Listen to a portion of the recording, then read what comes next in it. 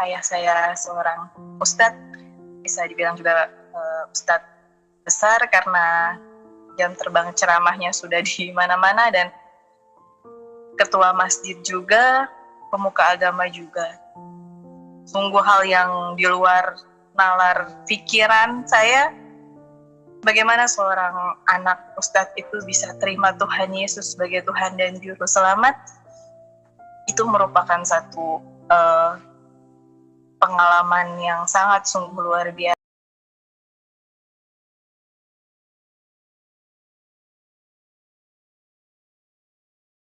Itu Ima, biasa dipanggil Ima. Saya di sini akan membagikan tentang kesaksian pribadi saya tentang betapa besar kuasa Tuhan Yesus yang saya alami secara pribadi. Ayah saya seorang ustadz, bisa dibilang juga ustadz besar karena jam terbang ceramahnya sudah di mana-mana, dan ketua masjid juga, pemuka agama juga.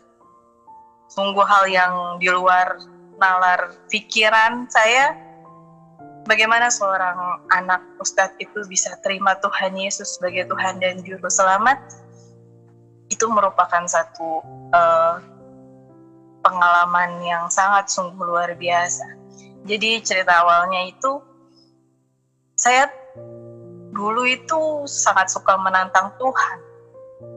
Jadi saya kenal sama seorang laki-laki melalui sebuah aplikasi TikTok. Nah, pada saat itu yang namanya dari media sosial kan ya hanya sekedar senang-senang saja gitu kan. Tapi seiring berjalannya waktu ada perasaan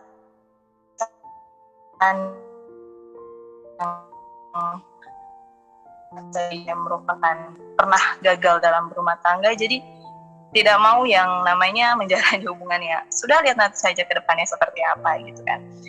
Dan ada benar maksud tujuannya itu kita sama-sama saling bertukar pikiran saat itu tentang apa sih Islam, apa sih Kristen, siapa sih Tuhan Yesus, kayak gitu kan. Berkali-kali waktu itu sekitar 3 hari, kurang lebih 3 hari kami berdebat, saat itu berdebat tentang agama kami masing-masing. Di hari pertama itu masih biasa aja gitu debatnya, masih santai. Kami berdebat itu dari jam 10 malam sampai jam 5 pagi, membahas apa itu Al-Quran, apa itu Alkitab, siapa itu Tuhan Yesus, apa sih Islam gitu, siapa sih Tuhan Islam, kayak gitu. Lalu karena latar belakang saya, pengetahuan saya tentang Islam kepada Rain, tapi di hari ketiga ketika kami berdebat itu kami berpikir tidak patut untuk menghakimi Tuhan siapa yang benar, Tuhan siapa yang salah. Jadi saat itu kami berdoa, Rain berdoa, saya berdoa. Berdoa kami itu seperti ini: Tuhan siapa yang benar, itu Dia yang akan datang. Amin. Dan kita dengan kesepakatan tidak lagi membahas tentang agama. Istilahnya bisa dibilang kita menguji Tuhan kan, kawan-kawan. Jadi saya mengalami 5 kali bermimpi. Mimpi pertama yang saya alami itu ketika selesai berdoa. Yang pertama itu saya berada di sebuah rumah sakit. Beberapa hari kemudian saya mengerti, dan di samping itu ada seorang anak kecil yang sakit juga. Lalu karena papa saya ustadz kan, saya bilang sama papa saya, "Papa tolong doain anak kecil ini nih," gitu kan. Lalu papa saya doakan anak kecil ini, itu anak kecilnya nggak sembuh gitu kan. Tiba-tiba anak kecil ini bangun, anak kecil ini berkata, "Tolong taruh tangan kalian di atas kepala anak kecil ini, di atas kepala saya." Kita semua yang ada di dalam ruangan rumah sakit ini taruh tangan kita di atas kepala anak kecil ini, dan puji Tuhan itu anak kecilnya ini sembuh gitu kan. Saat itu selesai anak kecilnya ini sembuh, saya berjalan ke belakang rumah sakit, belakang kamar di rumah sakitnya ini, seperti kayak di depan kamar mandi. Saya berjalan ke arah belakang, menuju belakang, itu ada seorang laki-laki tinggi besar. Dan kenapa saya bisa bilang tinggi? Karena laki-laki ini berbicara, tolong peluk aku. Lalu saya peluk, saya itu sepinggangnya laki-laki ini, dan saya melihat ke atas. Itu tuh nggak kelihatan ini siapa gitu kan, karena itu tinggi banget, saya tidak bisa melihat wajahnya ini siapa. Lalu laki-laki ini tiba-tiba menghilang, dan saya keluar menuju pintu belakang rumah sakit. Itu pas saya buka pintu, itu di belakang pintu ini saya keluar, itu taman tuh indah banget. Saya menuju taman yang sangat indah, dan bisa dibilang warna tumbuhan di sana tuh, rumput-rumputan nggak pernah saya lihat di dunia ini. Jadi kayak warnanya tuh seperti abu-abu, putih, perak atau apa itu tuh indah banget gitu kan. Saya nggak pernah lihat di dunia ini warnanya. Lalu di taman itu saya berjalan menuju sebuah jembatan, dan di bawah jembatan itu ada sungai kecil. Saya naik ke atas jembatan itu, lalu karena keindahan taman itu saya bermaksud untuk berfoto kan, saya ingin foto. Tiba-tiba saya bermimpi seperti aja gitu kan, tidak usah dipikirkan. Sudah gitu kan. Akhirnya beberapa hari kemudian saya mengalami mimpi lagi. Jadi sebetulnya saya sama Ren ini belum pernah ketemu. Saya posisinya di Jakarta dan Ren ini di Papua gitu kan, hanya lewat komunikasi saja. Jadi saya bermimpi saya samperin Ren ke Papua itu, dan Ren itu kos di samping masjid gitu kan, kosannya itu di samping masjid. Nah, tiba-tiba kami tuh diusir sama pemilik masjidnya ini karena Ren gak sanggup bayar kos-kosannya ini kan. Di situ saya berpikir, loh kok bukannya pemilik masjid gitu kan, dalam tanda kutip baik gitu kan, kenapa hanya karena telat bayar tuh kita diusir gitu kan. Oh ya sudah, akhirnya kami saya turun ke bawah, dan di bawah itu ada keluarganya Ren gitu kan. Tapi saat itu saya baru kenal Ren tuh baru beberapa minggu, dan saya belum pernah dikenal Ren sama orang tuanya gitu. Saya bilang, saya di Jakarta kan, saya bilang, saya nggak punya uang, saya bilang kan, udah kalian di sini, saya yang pulang. Lalu akhirnya saya ketemu, di dalam mimpi itu saya ketemu sama seorang pilot, yang saya bilang sama pilotnya, Bapak bolehkah saya ikut ke Jakarta gitu kan. Oh ya sudah boleh. Akhirnya saya naik mobil beliau. Itu cuma sampai di depan gang gitu kan, sampai di depan gang. Mimpi saya berakhir di situ. Saya cerita lagi sama Ren apa yang saya alami kan, mimpi kedua ini. Lalu Ren bilang, sudah itu hanya mimpi biasa saja, nggak usah perlu dipikirkan, nggak ada apa-apa kok, nggak kenapa-napa. Sudah, saya nggak terlalu mikirin kan. Dan terjadi lagi ini mimpi ketiga ini. Waktu itu beberapa hari kemudian saya bermimpi lagi, saya berada di sebuah masjid untuk sholat berjamaah. Saat itu saya masuk ke dalam masjid. Saya masuk ke dalam barisan sholat. Lalu di tengah-tengah kami ini ada seorang laki-laki, itu seperti kayak tim penilai gitu kan. Lalu imamnya sudah di depan kan. Ketika kita mau sholat, laki-laki ini berbicara seperti ini, kalian semua salah. Kalian harus mundur ke belakang 6 langkah. Akhirnya imamnya yang di depan masjid nih, dia mundur. Jadi kami semua nggak jadi sholat saat itu. Lalu saya terbangun, dan kemudian saya cerita lagi sama Rin tentang mimpi saya ini. Saya marah gitu kan. Kenapa saya marah? Karena ini saya bingung gitu kan. Kenapa saya bisa bermimpi seperti ini? Apakah ada hubungannya dengan pergumulan doa pertama kami yang menguji Tuhan gitu kan. Tuhan siapa yang benar, itu yang akan datang. Entah itu saya yang akan dijamah sama Tuhan Yesus, atau Ren yang akan diberi hidayah sama Tuhan saya saat itu kan. Ini sebenarnya mimpi ini tuh terjadi karena apa. Dan pada saat itu juga yang saya tahu, ketika kita bermimpi gitu kan, sebelum kita tidur kita memikirkan hal ini, barulah terjadi mimpi gitu. Karena tidak ada juga ilmu itu bisa bermimpi, jadi seperti itu. Dan saya juga berpikir, ataukah karena saya terlalu sering berkomunikasi sama Rin gitu kan, makanya saya bermimpi tentang hal-hal ini. Dan di Muslim juga, kalau kita sudah berbicara atau berpikir tentang wah, atau benar nih ya Tuhan Yesus yang benar atau gimana, kayak gitu, itu kita bisa disebut juga dengan murtad gitu kan. Kayak berpikir ada Tuhan selain Tuhan saya saat itu. Jadi saya takut, saya marah saat itu, dan saya juga menguji kembali. Akhirnya saya menguji kembali. Saya bilang sama Rin, kita stop untuk berkomunikasi gitu kan. Stop berkomunikasi dalam arti dan maksud untuk menguji mimpi saya, apakah saya bermimpi benar-benar karena pergumulan doa yang pertama, atau hanya itu mimpi-mimpi biasa saja gitu. Lalu kami stop berkomunikasi itu sekitar 1 minggu. Saudara-saudara yang saya, Tuhan Yesus sebagai Tuhan dan Juru Selamat, saya merinding.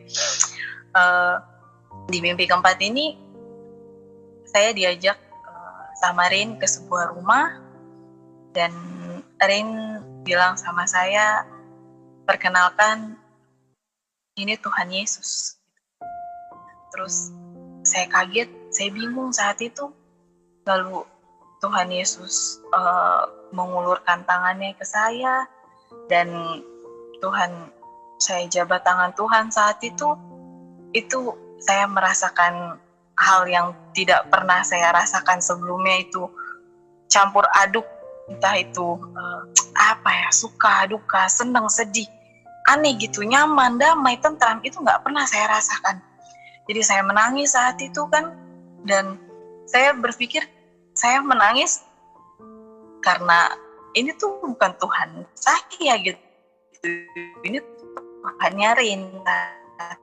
Jadi saya menangis, lalu Tuhan melihat ke arah saya, Tuhan Yesus melihat ke arah saya itu dengan mata yang berkaca-kaca. Dan ada satu hal yang menurut saya tidak masuk akal, dalam arti saya tidak pernah sesekali melihat rupa wajah Tuhan Yesus yang kita kenal gitu kan, tapi ya hanya sekilas gitu kan, scroll sekilas saja.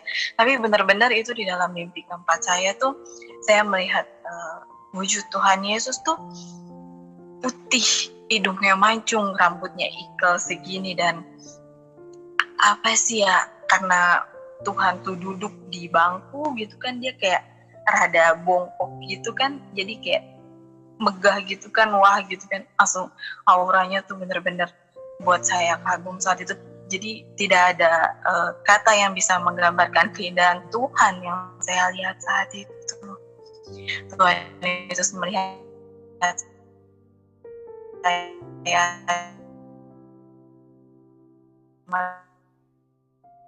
berkaca dan tersenyum. Tentu untuk saya melihat bersama Tuhan itu ada sekelompok orang Muslim. Kenapa saya bisa bilang Muslim? Karena saat itu sekelompok orang itu memakai peci kan, pada pakai peci, dan Tuhan bilang saat itu salah gitu kan, mereka salah. Nah, saat itu saya tidak tanya kenapa salahnya gitu kan. Lalu tidak lama kemudian muncullah seorang wanita yang melihat saya bersama Tuhan Yesus kan di jendela itu dari luar. Lalu saya takut, benar-benar takut setengah mati, dan saya mempalingkan wajah saya ke sisi jendela agar tidak terlihat wanita ini. Tetapi dalam hati saya gini, kenapa saya harus mesti takut gitu kan? Sedangkan di samping saya ini ada seseorang yang berpakaian sama seperti saya gitu kan. Jadi bukan karena ini Tuhan Yesus makanya saya berani, bukan. Tapi karena kami sama-sama pakai baju putih, itu yang menguatkan saya untuk berani memperlihatkan diri saya ke wanita ini. Dan ini tapi di dalam mimpi tuh nggak jelas gitu wajahnya siapa, tapi saya yakin ini tuh wanita berada di sekeliling saya gitu kan, dan saya kenal orang dekat gitu. Lalu saya beranikan diri untuk memperlihatkan wajah saya, dan wanita ini melihat kayak sinis gitu kan ke arah saya. Sudah, habis itu saya, karena saya suka kopi, saya bilang sama Tuhan, saya pengen buat kopi gitu. Saya pengen buat kopi. Sudah, saya buat kopi. Saya buat 2 gelas. Maksud tujuan untuk buat saya 1 dan untuk Tuhan Yesus 1. Itu saya buat. Sudah saya buat itu di dalam ruangan itu kayak seperti macam dapur, dan itu tuh di atas meja itu ada roti gitu kan. Ada roti, dan rotinya itu kayak roti-roti buluk gitu kan, udah buluk. Tapi ketika saya makan tuh enak sekali itu. Saya habiskan itu roti dan saya minum kopinya itu sampai setengah gelas. Lalu saya bawa ke ruang tamu kan. Dan sebelumnya juga Tuhan Yesus, dan di saat itu ketika kopinya mau diminum, itu berubah jadi mantan mertua saya.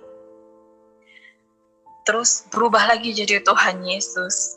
Lalu berubah lagi jadi mantan mertua saya, berubah lagi jadi Tuhan Yesus, dan akhirnya mantan suami saya datang gitu kan.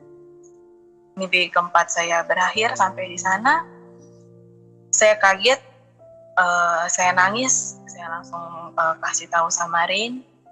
Saya mimpi lagi seperti ini, saya ceritakan kembali. Lalu Rain bilang, selamat sayang katanya, Tuhanku sudah datang, Tuhan Yesus sudah datang, Roh Kudus sudah ada di hati kamu. Ih, aku merinding. Terus habis itu langsung saya menangis. Saat itu saya takut setengah mati, karena saya teringat di mimpi keempat itu saya jabat tangan Tuhan tuh rasanya seperti apa, tapi dalam hati tuh masih menyangkal kayak nggak mungkin gitu kan. Lalu Rain bilang sama saya saat itu, banyak yang terpanggil tetapi sedikit yang terpilih. Di sana saat itu saya berpikir, kalau memang Tuhan sudah pilih saya, kalau memang Tuhan Yesus ini Tuhan yang benar gitu kan, Tuhan sudah pilih saya, Tuhan akan tunjukkan semuanya kan. Jadi saya buat satu kesepakatan lagi sama Rin, saya menguji Tuhan lagi. Saat itu saya bilang sama Rin, jangan pernah doktrin saya tentang apapun itu, tentang siapa itu Tuhan Yesus, apa itu Kristen, apa itu Alkitab, pokoknya jangan menyinggung sesekalipun, kecuali ketika saya tanya gitu kan, baru dia jawab. Akhirnya Rin setuju. Di situ saya mulai cari tahu saudara-saudara tentang apa arti kata Tritunggal, karena sebelumnya kan di keyakinan sebelumnya itu Tuhan tuh tidak beranak dan tidak diperanakan gitu kan, atau Tuhan tuh cuma satu, Tuhan tuh bukan 3 gitu kan. Makanya saya mencari tahu tentang apa arti kata Tritunggal. Saat itu saya searching lewat internet, yang saya dapat adalah saat itu Allah, Bapa, Anak, dan Roh Kudus gitu kan. Bapa itu Allah itu sendiri, Anak itu Tuhan Yesus yang hidup sebagai firman atau firman Tuhan yang hidup, dan Roh Kudus adalah Roh kebenaran.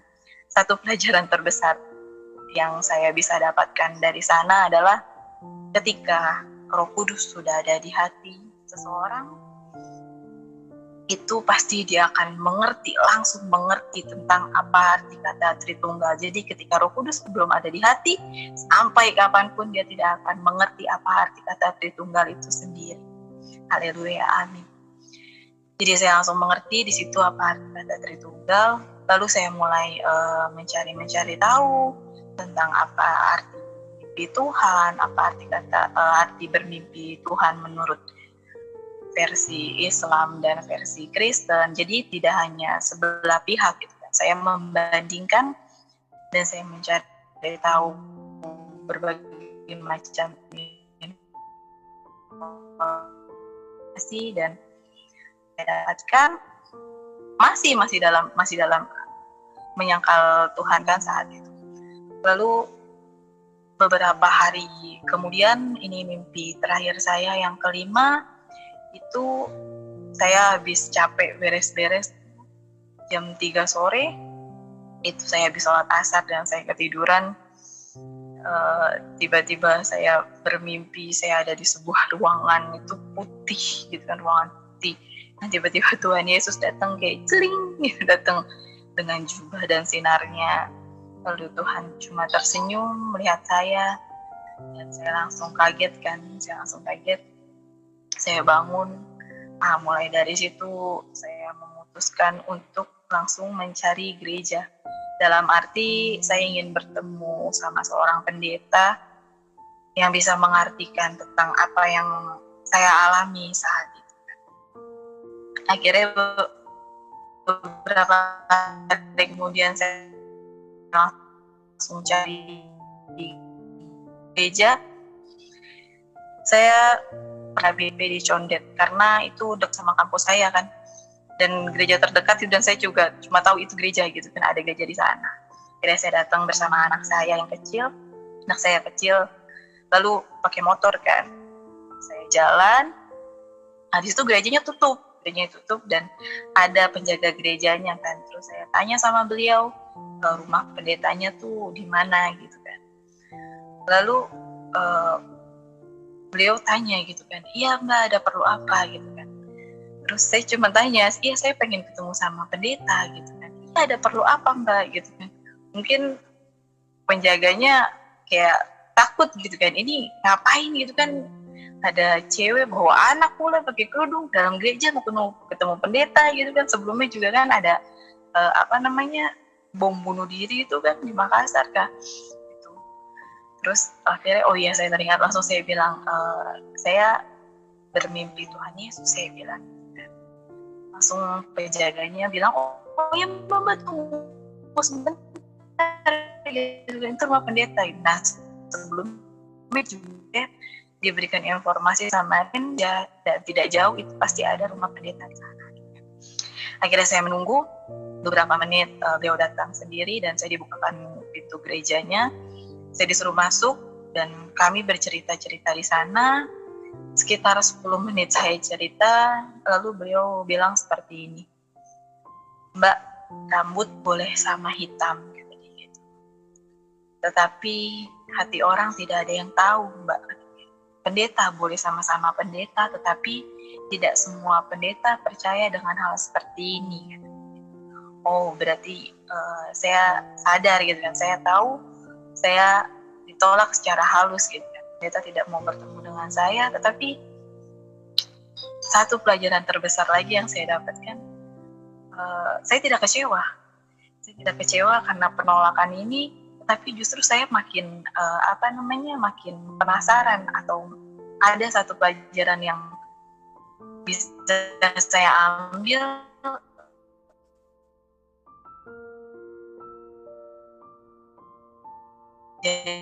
Jadi Kristen itu ternyata bawa kabar seperti ini langsung pendeta wah gitu kan, oh ternyata tidak gitu kan.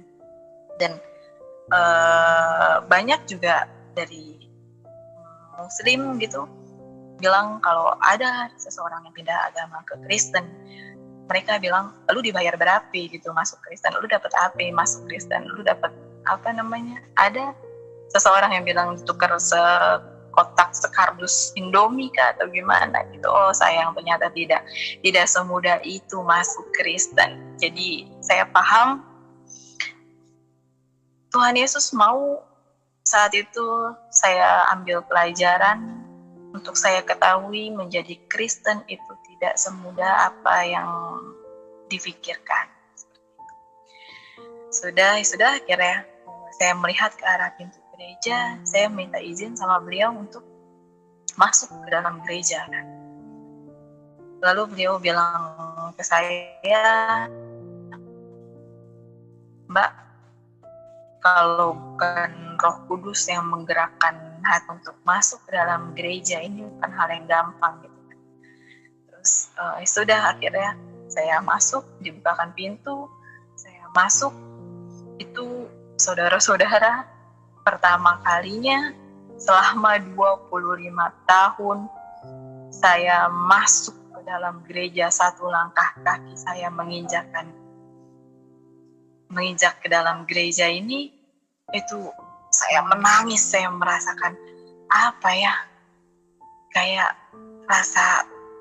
entah rasa bersalah, entah rasa kangen, entah rasa apa. Pokoknya itu sama persis dengan apa yang saya rasakan ketika saya jabat tangan Tuhan di mimpi keempat saya. Saya menangis, dan hal pertama yang saya cari saat itu adalah salib. Saya sangat ingin melihat salib. Itu karena bangunan gereja HKBP itu yang bagian depannya itu agak rendah dan bagian altarnya itu tinggi, jadi kami harus masuk ke dalam dulu baru bisa melihat salib. Jadi saya berjalan sambil menangis, sambil mencari di mana ini salib. Dan saya nggak tahu posisi salib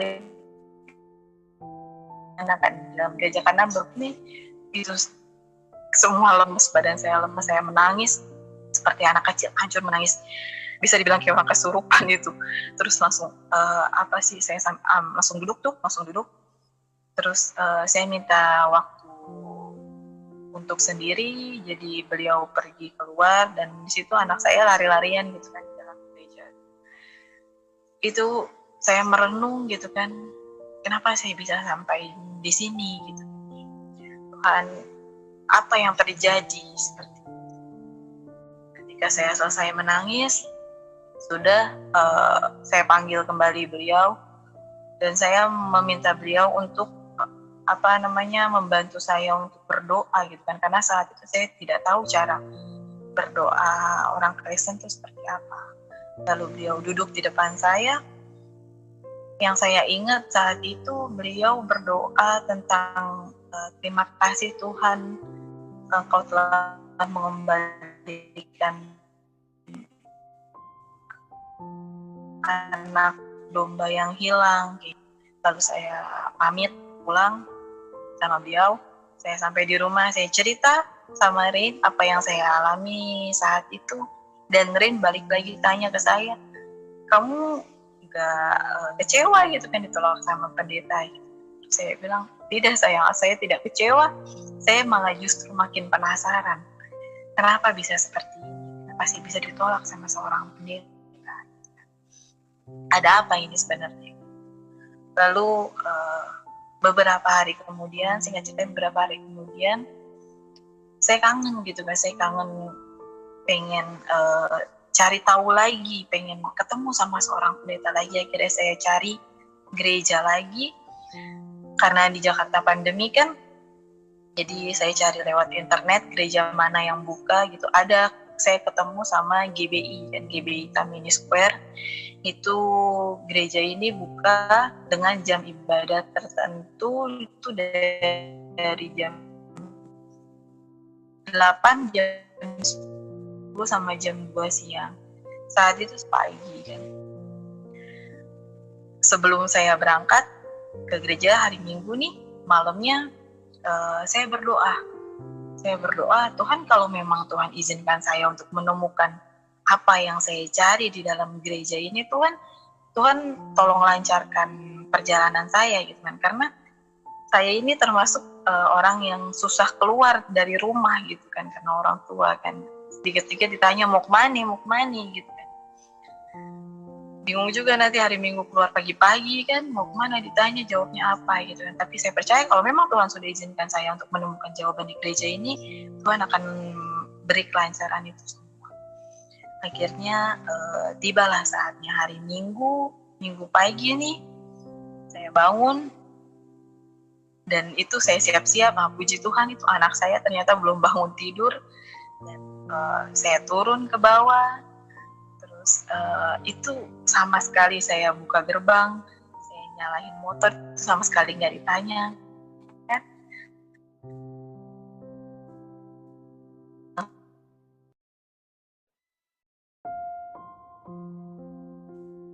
Saya jalan, tiba-tiba saya itu 10 menit, tiba-tiba saya udah sampai aja nih di dalam gereja, di dalam gedung mall ini. Jadi saudara-saudara, GBI Tamini Square ini ada di atas, di paling atas, parkiran atas gerejanya kan.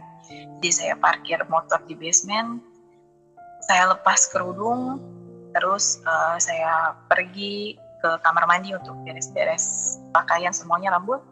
Lalu saya naik lift menuju ke atas, itu ternyata sudah terdengar suara musik kan. Sudah terdengar suara musik. Lalu saya menuju ke gereja, ditanya sama penjaga gerejanya kan, apa sih, ibu dari mana gitu kan, mau apa? Saya bilang, saya pengen masuk gitu. Terus katanya, ibu sudah daftar katanya. Terus saya bilang, memang beribadah harus daftar kah gitu kan? Iya ibu gitu kan, karena pandemi kami membatasi kuota untuk beribadah gitu kan, jadi harus daftar dulu baru bisa masuk. Saya nggak tahu saat itu, saya takut ditolak gitu. Ada sisi ketakutan untuk ditolak juga sih. Terus akhirnya ditanya-tanya lagi kan, dari mana gini-gini, nanti aja baiknya atau gimana. Intinya sih saya tidak boleh masuk gitu kan. Mungkin beliau juga tahu juga ini kayaknya orang baru nih gitu kan, atau ada satu ketakutan yang sama mungkin di gereja sebelumnya terhadap saya. Jadi saya mulai kayak mau nangis gitu kan karena nggak boleh masuk. Tapi saya rindu akan masuk ke dalam gereja itu, dengar suara-suara rohani kan, musik-musik rohani. Dan tiba-tiba ada seorang laki-laki yang nyamperin saya saat itu, ada apa ini gitu. Terus entah kenapa bibir saya berucap, saya muslim gitu. Saya ingin masuk, saya bilang saya ingin beribadah, saya ingin masuk ke dalam. Terus, oh iya masuk mbak, kata dia, masuk silakan. Saya disitu langsung tiba-tiba air mata jatuh, saya menangis. Langsung saya dikasih face shield gitu kan, karena protokol kesehatan di sana bukan hanya pakai masker, tapi juga mengharuskan kita pakai face shield.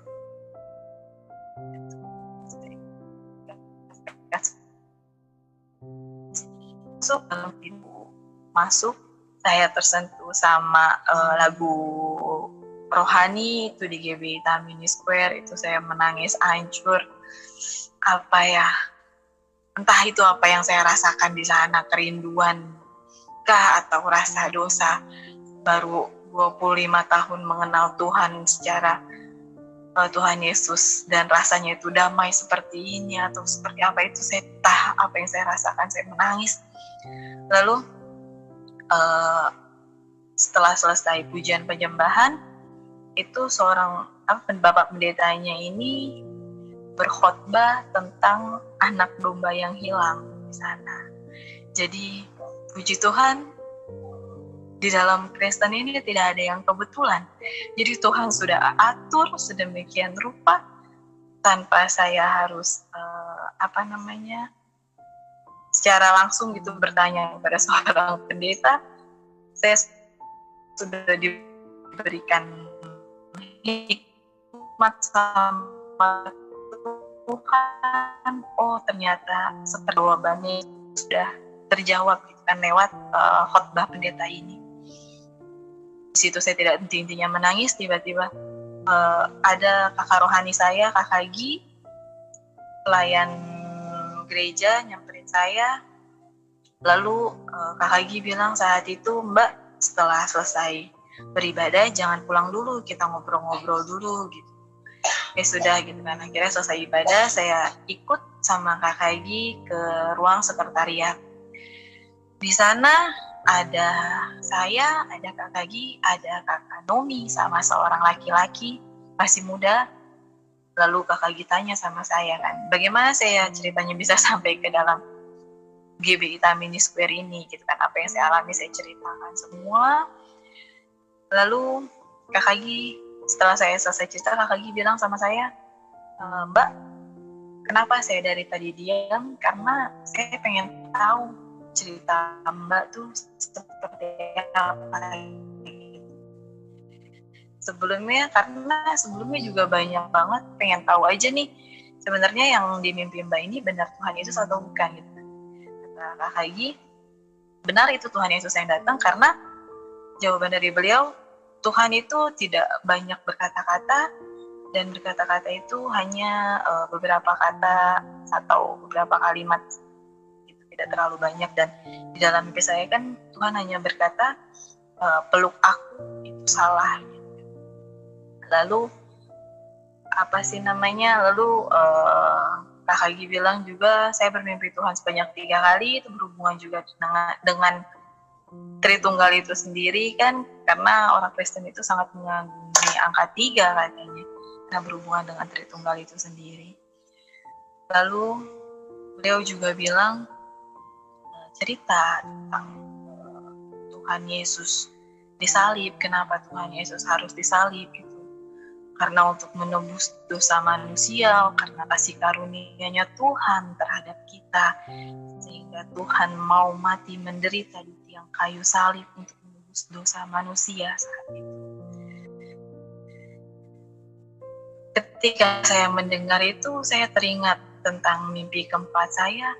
Ketika saya jabat tangan Tuhan, itu saya merasakan senang, sedih, suka, duka, campur aduk di sana. Saya langsung terpikir, oh ternyata ketika saya jabat tangan Tuhan, saya merasakan hal seperti itu. Berarti Tuhan Yesus tuh mau saya merasakan apa yang Tuhan rasakan ketika Tuhan disalib saat itu.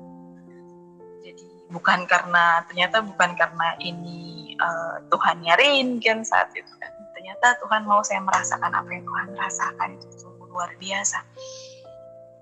Saat itu setelah selesai bercerita, lalu Kak Hagi tanya sama saya, Mbak, sudah siap gitu kan menerima Tuhan Yesus sebagai Tuhan dan Juru Selamat? Terus hati saya langsung berucap, iya, saya siap. Langsung saya bilang, katanya, ayo Bapak Lukman tolong doakan. Terus saya kaget gitu kan. Terus kata Kak Hagi, iya Mbak, katanya, ini Bapak Lukman ini seorang pendeta. Jadi, oh apa sih? Karena saya nggak terpikir, karena Bapak Lukman ini masih muda gitu. Ternyata pendeta di GB itu muda-muda gitu kan.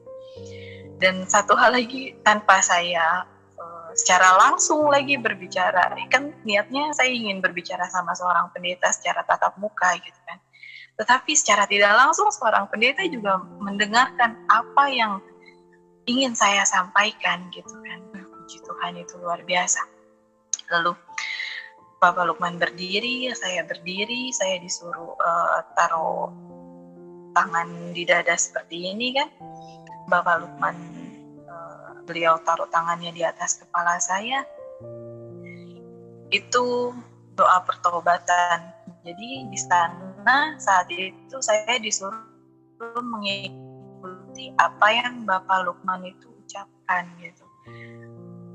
Ada satu hal cerita yang menurut saya tidak masuk logika lagi.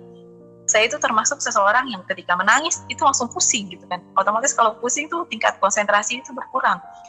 Tetapi entah kenapa dengan pengucapan Bapak Lukman yang bisa dibilang lumayan cepat itu, saya bisa mengikuti apa yang beliau ucapkan gitu. Terlebih di depan itu kan posisinya di depan Kakak Nomi dan Kak Hagi di belakang berbahasa Roh gitu. Sebelumnya saya juga pernah dengar tentang bahasa Roh, cuma saya tidak terlalu terpikirkan tentang bahasa Rohnya ini, tetapi suara dari Kak Hagi dan Kakak Nominya ini sangat keras, hampir menyaingi suara Bapak Pendeta Lukman ini kan.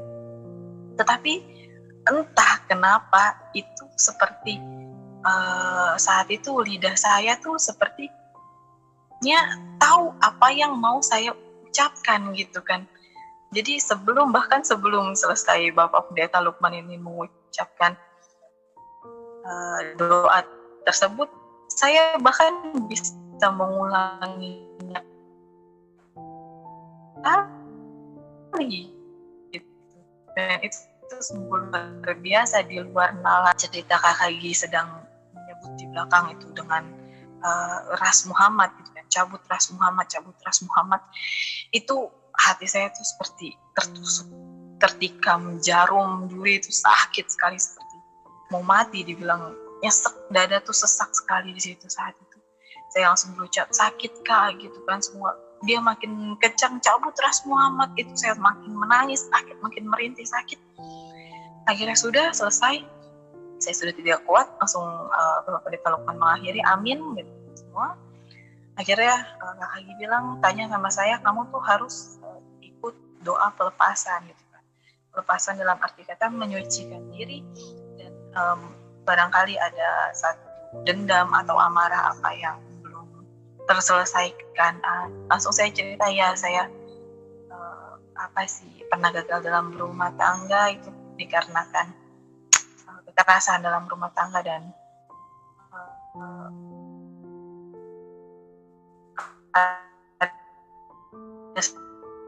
satu dendam pribadi. Saat itu selesai, saya pulang, Kak Hagi hubungi saya, dan saya waktu itu janjian untuk hari Sabtu, hari Sabtu doa pelepasan. Tibalah, singkat ceritanya, tiba hari Sabtu.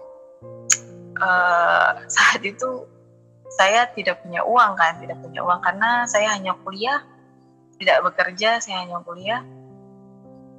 Dan saya tahu ke gereja itu kan, pertama kali gereja tuh ada kayak kotak persembahan gitu, dan saya malu gitu kan, saya nggak punya uang gitu kan untuk gereja. Dalam hati nih, Kak Hagi jangan hubungin gitu kan, saya nggak ada uang gitu ke gereja, malu kalau nggak naruh juga.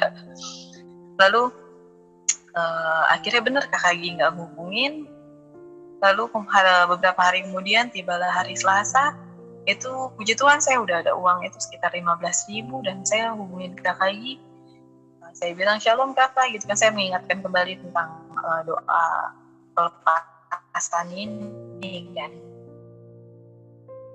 Lalu Kak Hagi bilang, aduh Mbak, mohon maaf, ternyata Bapak Lukman, oke itu Bapak Pendeta yang doain Mbak saat itu positif COVID-19 Mbak, kata dia gitu. Di situ saya kaget setengah mati.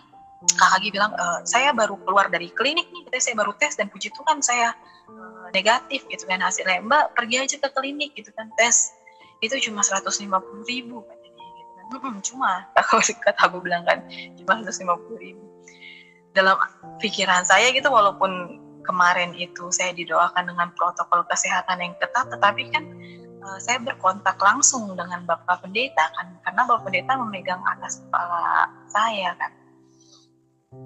Langsung saya bingung saat itu, saya kaget, dan saya sempat berpikir, ini sebenarnya Tuhan yang saya baru terima ini beneran Tuhan, benar-benar Tuhan apa bukan gitu kan. Saya baru terima Tuhan Yesus loh, kenapa bisa dikasih cobaan yang begini berat, itu positif COVID dan 11 ini.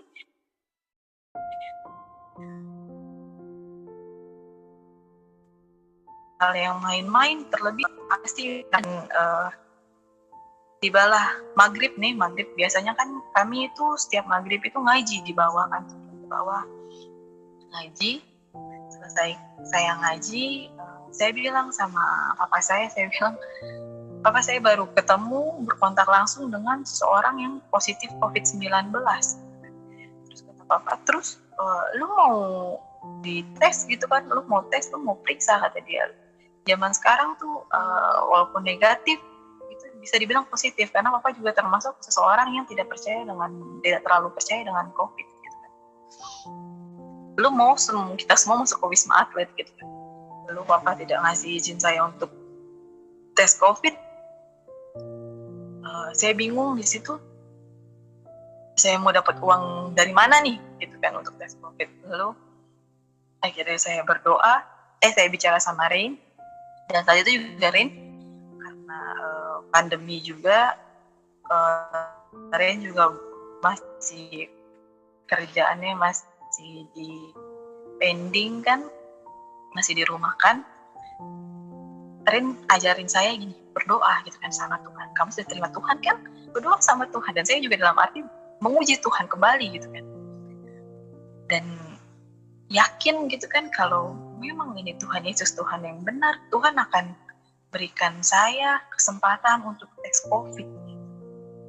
Lalu beberapa hari kemudian, besoknya itu sekretariat GBI ini kirimin saya Google Form untuk ibadah hari Minggu kan. Lalu saya isi, saya pilih di jam yang sama, dengan keyakinan sebelum hari Minggu pasti saya sudah tes COVID. Saya isi ini dengan pede kan. Tetapi tibalah hari Minggu, ternyata saya belum tes COVID. Itu saya minta izin, saya hubungi kembali pihak sekretariat GBI ini karena saya tidak mau bangku yang sudah saya booking itu kosong gitu kan, baik diisi sama jemaat lainnya. Terus dia tanya kenapa, terus saya bilang karena saat itu saya bersentuhan langsung sama Bapak Pendeta Lukman gitu. Dan saya juga belum tes COVID, walaupun tidak tes juga kan harus isolasi mandiri selama 2 minggu di rumah kan. Akhirnya beliau memahami dan beliau mengiyakan. Tidak lama kemudian, 5 menit kemudian beliau telepon gitu kan, katanya Mbak bisa datang nggak, kata dia, ke gereja nanti jam 11. Di sini ada tes COVID internal, kata dia gitu, gratis untuk Mbak, kata dia. Mbak datang ya, kata dia gitu kan. Wih, saya langsung seneng kan, Tuhan Yesus benar nih gitu kan, puji Tuhan, Tuhan terima kasih gitu kan. Ternyata Tuhan Yesus benar-benar Tuhan kan, maksudnya dalam arti kan saya menguji Tuhan nih, dan benar kuasa Tuhan sudah saya buktikan saat itu. Tuhan sudah jawab doa saya langsung. Akhirnya saya datang, saya gas motor kan, itu saya parkir kali ini di paling atas, parkiran paling atas. Ketika saya masuk, saya bertemu, jadi istilahnya saya bertemu di satu titik yang sama bersama sekretariat GB-nya ini baru keluar dari gereja, dan saya di tengah-tengah, dan tim medisnya ini baru keluar dari ruang sekretariat. Jadi kita bertemu di satu titik yang sama, dan istilahnya gini, andai kata saya telat 5 menit saja, saya tidak akan bisa tes COVID kan. Karena tim medisnya ini mau pulang gitu kan. Terus tapi karena rencana Tuhan sungguh luar biasa dan kami dipertemukan di satu titik yang sama, akhirnya saya bisa tes COVID, dan Bapak sekretariat ini bilang, Mbak satu lagi nih, katanya. Akhirnya saya masuk, terus saya didampingi sama beberapa pendeta dan sama Kakak Gi juga, sama sekretariat GBI-nya ini juga. Saya tes, puji Tuhan negatif kan, karena hanya 5 menit saja, 5 menit untuk mengetahui hasilnya.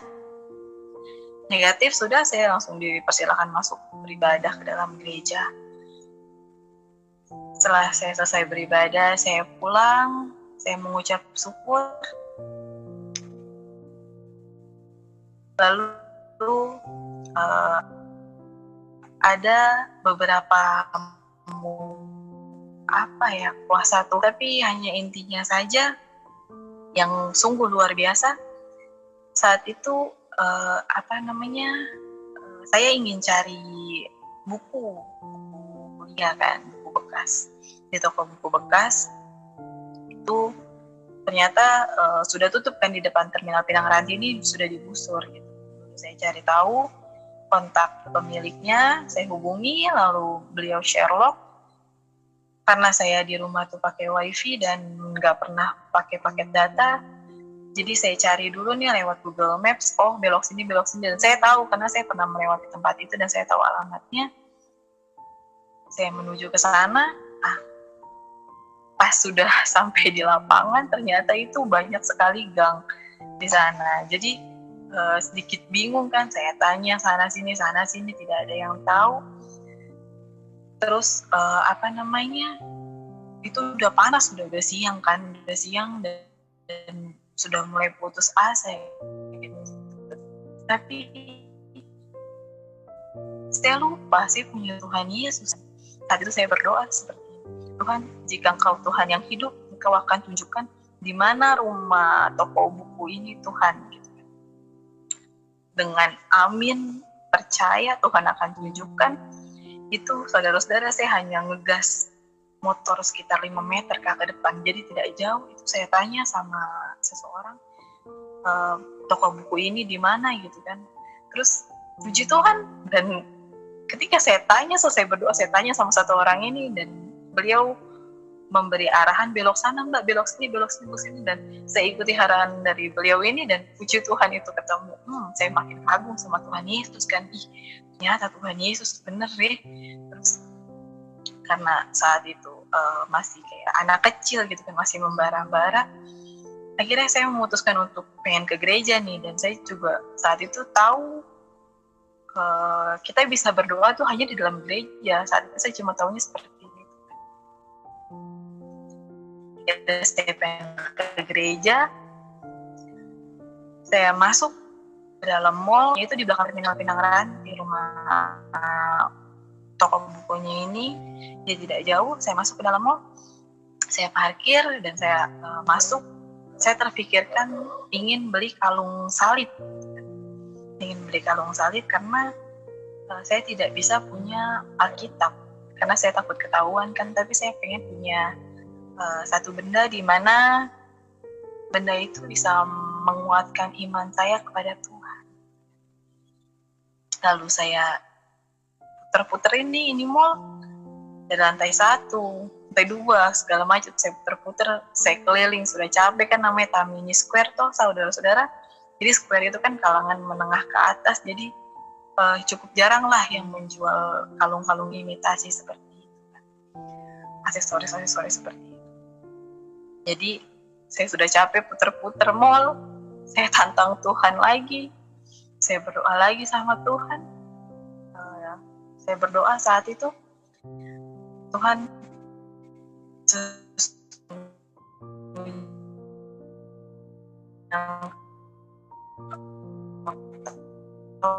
Tuhan, saya ingin punya kalung salib, Tuhan, ingin punya satu benda di mana benda ini bisa menguatkan iman saya kepadamu Tuhan.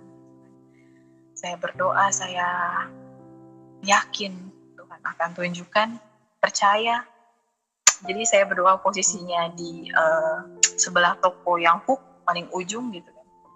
Lalu itu tuh saya cuma muter satu puteran gitu doang, dan saya tanya, itu ada penjual aksesoris nih, saya tanya, Mbak ada kalung salib gitu kan? Oh ada Mbak, kata dia gitu kan, cuma tinggal satu gitu kan, kecil. Itu memang yang saya cari, saya bilang kan, Tuhan saya ketemu itu kalung salib kan. Sungguh luar biasa itu, kayak jadi pengalaman spiritual saya tersendiri tentang membuktikan kuasa Tuhan tuh benar-benar ada.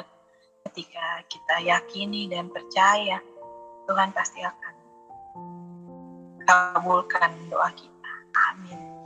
Jadi selesai saya beli kalung ini, saya naik ke atas, pakai lift, saya keluar lift itu. Jadi ketika saya keluar lift itu, saya melihat ke arah gereja, itu gereja baru dibuka sama penjaganya, itu baru banget dibuka. Jadi saya keluar, itu gereja baru terbuka. Satu hal pengalaman terbesar lagi, Tuhan tidak mau saya kecewa saat itu. Karena andai kata saya kecepatan, kali ini kecepatan, andai kata saya kecepatan 5 menit saja, saya pasti akan kecewa karena saya tidak bisa berdoa dalam gereja karena gereja tutup. Tapi Tuhan sudah atur semua rencananya agar saya bisa berdoa di rumah Tuhan yang kudus. Akhirnya saya masuk, saya minta izin sama penjaga gerejanya untuk berdoa di dalam. Lalu beliau menawarkan saya untuk menyalakan lampu gitu kan. Saya bilang tidak usah, saya berdoa dalam keadaan gelap saja. Saya duduk di tengah-tengah. Saya adalah ketika orang tua saya tahu saya sudah terima Tuhan Yesus sebagai Tuhan dan Juru Selamat saya, bagaimana dengan kehidupan saya nanti, kekhawatiran saya tentang semuanya. Pokoknya di dalam itu saya berdoa karena saya tidak tahu juga bagaimana cara berdoa yang benar gitu kan menurut orang Kristen, karena baru belajar juga. Saya cuma berdoa saat itu berkali-kali, Tuhan sesungguhnya Engkau tahu apa yang ada di dalam isi hatiku Tuhan. Gitu.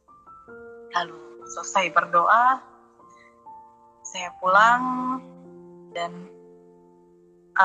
di GBI ini saya sedikit cerita, ada yang namanya KUL. KUL itu adalah bentuk satu pergumulan doa, penguatan doa. Jadi KUL itu saya laksanakan setiap hari Jumat itu jam 7 malam. itu ada satu cerita di mana saya full itu bersama kakak Igi, Ibu Siska, sama saya bertiga. Kebetulan kami bertiga ini sama-sama latar belakang dari Muslim kan. Di dalam kul ini kami belajar dari awal, dari pertama bagaimana cara berdoa gitu kan. Pertama itu di GB itu pujian penyembahan, terus doa syukur, terus baca Alkitab, terus memahami isi Alkitab sama doa syafaat kan. Jadi bergiliran gitu kan. Pertama pergumulan doa, pujian penyembahan. Dalam pujian penyembahan itu puji-pujian, melakukan puji-pujian. Jadi ada satu cerita di mana ketika sudah masuk hari Jumat jam 7 malam, Iklima tuh ambil posisi di belakang pintu kamar. Jadi karena takut juga gitu kan, ketika kita lagi berdoa ini tiba-tiba lagi melipat tangan begini, tiba-tiba nanti ada yang datang, adik atau mama atau siapa gitu kan, mati. Dan akhirnya pujian penyembahan karena ada satu istilahnya bersungut-sungut gitu, kayak Tuhan kapan sih saya bisa seperti kakak Nomi yang pujian penyembahan dengan lantang, memuliakan nama Tuhan dengan bebas seperti itu, sedangkan saya harus bisik-bisik pakai headset. Terus juga di dalam baca Alkitab itu kan kami dari kitab Kejadian itu bergiliran kan, jadi bergiliran. Ada satu saat ketika bagian saya yang baca, saya harus ngumpet-ngumpet gitu kan. Dan ada pernah ketika bagian saya baca itu, mama ada di depan kamar, jadi saya bilang, kakak saya nggak bisa baca gitu kan. Akhirnya digantiin sama kakak Nomi, kakak Gi. Kakak Gi yang baca bagian saya. Jadi setiap kul itu saya selalu sedih, saya bilang sama Rin, saya juga berdoa sama Tuhan, kapan saya bisa seperti mereka Tuhan.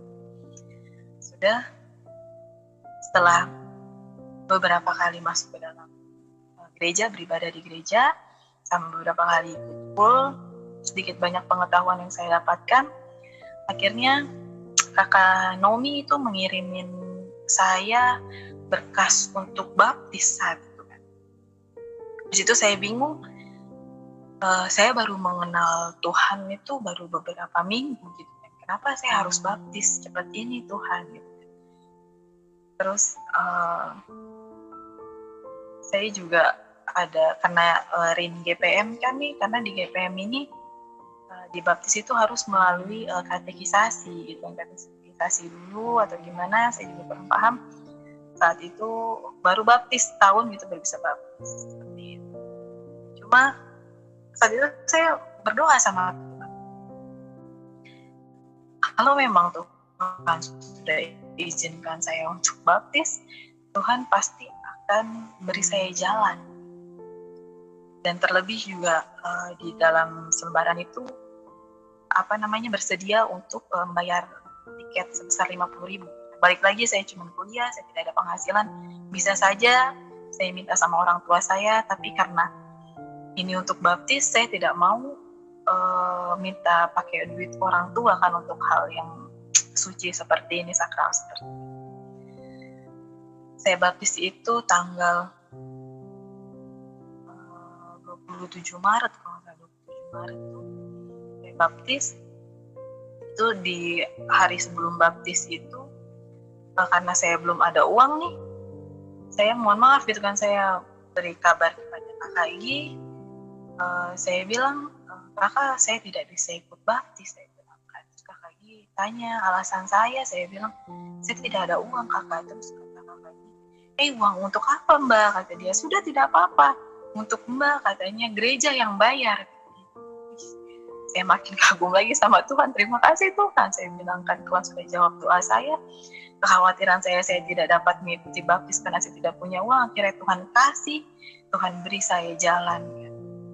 Akhirnya saya langsung siapkan berkas-berkas seperti foto dan materai. Lalu tibalah hari di mana saya baptis. Itu satu kekhawatiran adalah mau izin apa nih ke orang tua kan, keluar pagi-pagi karena baptis nih jam 8, mau izin gimana ini saya bisa keluar dari rumah pagi-pagi seperti ini. Lalu di malamnya itu sebelum saya baptis itu saya merasakan hal yang luar biasa. Itu godaan setan tuh benar-benar sungguh luar biasa yang saya rasakan. Itu kayak antara baptis enggak ya, baptis ragu segala macam, itu benar-benar kuat sekali. Tapi saya berdoa Tuhan akan permudah semuanya, termasuk kekhawatiran saya ketika saya ingin keluar nih, izin apa ini kan. Akhirnya tibalah pagi-pagi ini, saya bangun, saya mandi, saya siap-siap. Itu saya turun ke bawah, anak saya juga belum bangun. Saya turun ke bawah, saya buka pagar, dan orang tua saya cuma tanya mau mana Kak. Saya bilang mau keluar sebentar. Sudah gitu tiba-tiba lancar saja jalan itu, dan saya sudah sampai di parkiran paling atas gereja itu sekitar jam berapa? Jam 6:30, kalau nggak salah setengah, pokoknya masih pagi sekali itu saya datang. Dan saya langsung kasih kabar ke Kak Haji, saya sudah di gereja. Dan Kak Haji bilang, semangat sekali ya Mbak, kata dia. Udah nyampe aja gitu kan. Karena masih sepi kan. Terus saya bilang, iya dong semangat gitu kan. Mau dibaptis, mau terima Tuhan Yesus gitu kan. Harus semangat Kakak. Terus sudah, akhirnya sudah tunggu ya. Karena perjanjiannya itu jam 9 kan jatuh. Jam 9, jam 8. Tunggu, akhirnya saya tunggu. Tidak lama kemudian jam 8 tiba, Bapak pendeta dan beberapa peserta baptis lainnya datang. Kami masuk dalam gereja. Di situ beliau memberikan arahan dan sedikit pengetahuan tentang apa itu baptis, kenapa kita harus dibaptis, sejarah baptis itu seperti apa. Dan ada satu pertanyaan terbesar kan yang sebelumnya saya miliki itu, saya baru terima Tuhan Yesus, ini kenapa saya harus dibaptis cepat ini gitu kan. Lalu tanpa saya tanyakan, ini hal yang ingin saya tanyakan sebenarnya, tapi sebelum saya tanyakan, ini Bapak pendeta ini sudah menjelaskannya.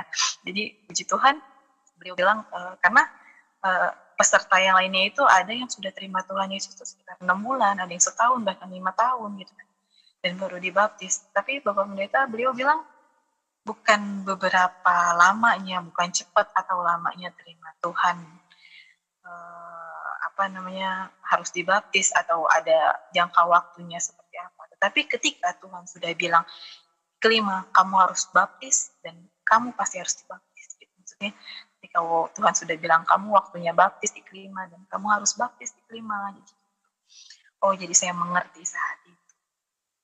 Akhirnya selesai Bapak pendeta memberi arahan dan kami semua berangkat menuju. Jadi karena gereja ini nggak punya kolam untuk baptis, jadi kita pakai kolam renang umum itu di Sentek. Lalu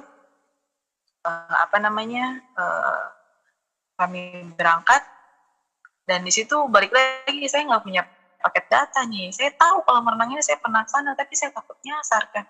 Ada yang menawari saya untuk pakai mobil kan bareng-bareng. Cuma karena saya bawa motor takut bengkak juga kan, bayar parkiran kan. Saya bilang, terima kasih, saya bilang saya bawa kendaraan. Dan situ saya bingung kan, ini gimana saya bisa caranya sampai Sentek, sedangkan saya tidak tahu nih jalurnya kan.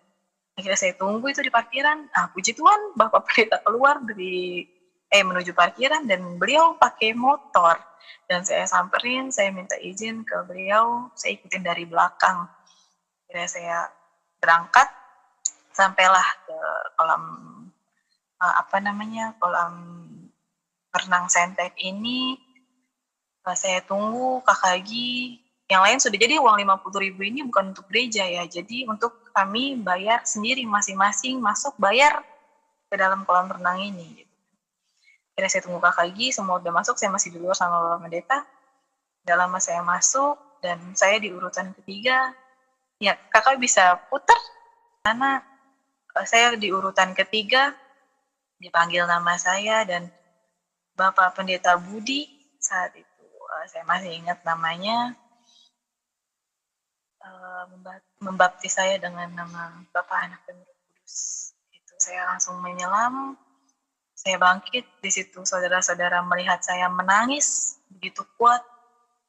Di situ saya merasakan apa ya, damai, sukacita yang sungguh luar biasa. Dan saya tahu ketika saya sudah menerima, sudah dibaptis, itu bakalan disitulah awal dalam memikul salib. Apa sih awal mula saya memikul salib seperti apa? Saya akan merasakan hal itu. Ketika selesai berdoa yang tadi menangis tuh, saya langsung ambil sikap doa. 4 doa yang saya doakan saat itu adalah, yang pertama itu untuk orang tua saya, yang kedua itu untuk orang tuanya Rain, yang ketiga itu untuk anak saya, yang keempat itu untuk pekerjaannya Rain ini. Dan puji Tuhan, haleluya, keempatnya ini sudah Tuhan kabulkan, amin. Jadi 4 doa saya setelah selesai baptis, itu Tuhan sudah kabulkan. Lalu, ketika selesai dibaptis, disitulah saya mulai memikul salib Tuhan itu seperti apa. Jadi kita sudah hampir sampai kepada cerita inti.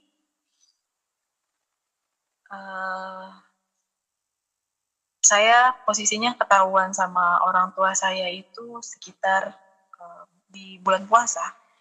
Di bulan puasa tahun ini itu, jadi saya ada buat satu video di TikTok karena saya saat itu sangat bangga gitu kan, saya udah menjadi anak Tuhan nih kan, udah punya Tuhan Yesus, punya Tuhan yang hidup.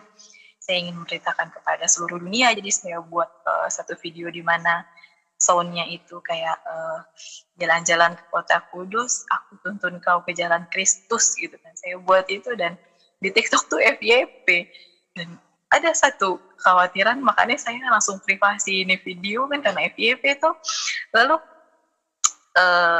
tapi ada di mana saya bangga gitu kan, ternyata FYP, dan Tuhan saya bisa memberitahu kepada dunia saya sudah menerima Tuhan. Akhirnya saya buka lagi ini video kan, nggak saya privasi.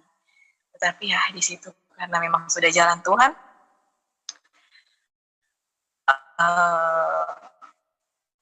ada satu keluarga yang ketemu sama video saya. Jadi posisinya ceritanya saya habis buka puasa jadi di atas tuh lantai 2 tinggal ada saya sama mama. Saya lagi video call sama Rin, lagi telepon, dan saya lagi makan kolak tuh. Lalu mama selesai makan, mama turun ke bawah. Terus tiba-tiba mama naik lagi ke atas nih, mama marah-marah gitu kan, sambil terengah-engah gitu nafasnya. Lalu mama bilang, apa-apaan ini kak, kata dia gitu. Apaan sih, bilang ini video apaan nih katanya. Aku tuntun kau ke jalan Kristus katanya. Lu Kristen lu, kata dia. Lu kafir lu, kata dia. Terus saya kan posisinya itu lagi video call sama Rin, jadi saya nggak tahu ada WA grup yang masuk. Itu ternyata kakaknya mama yang perempuan itu kirim video tersebut ke dalam grup WA keluarga besar. Saya nggak tahu kan, tiba-tiba saya kaget, saya langsung matiin teleponnya. Saya bilang, apaan sih, itu cuma video biasa aja ya gitu kan, bukan apa-apa gitu, cuma video biasa aja. Terus di situ saya takut setengah mati. Lalu mama terus paksa saya untuk menjelaskan apa arti video ini. Saya bilang itu cuma video biasa aja. Terus akhirnya saya takut karena papa tuh lagi pimpin tarawih kan di masjid. Saya juga ada takut papa baca kan, udah nonton video. Akhirnya mama telepon kakaknya mama untuk ngehapus video ini di grup keluarga gitu.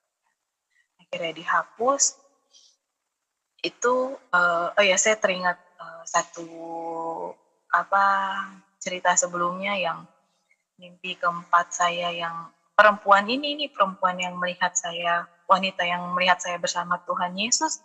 Saya langsung teringat, oh ternyata maksud dari mimpi saya adalah kakaknya mama berarti. Jadi kakaknya mama ini yang ngasih tahu kan ke dalam keluarga, dan ternyata wanita yang di mimpi saya yang melihat bersama Tuhan Yesus itulah kakaknya mama. Akhirnya saya masuk ke kamar, di situ saya tahu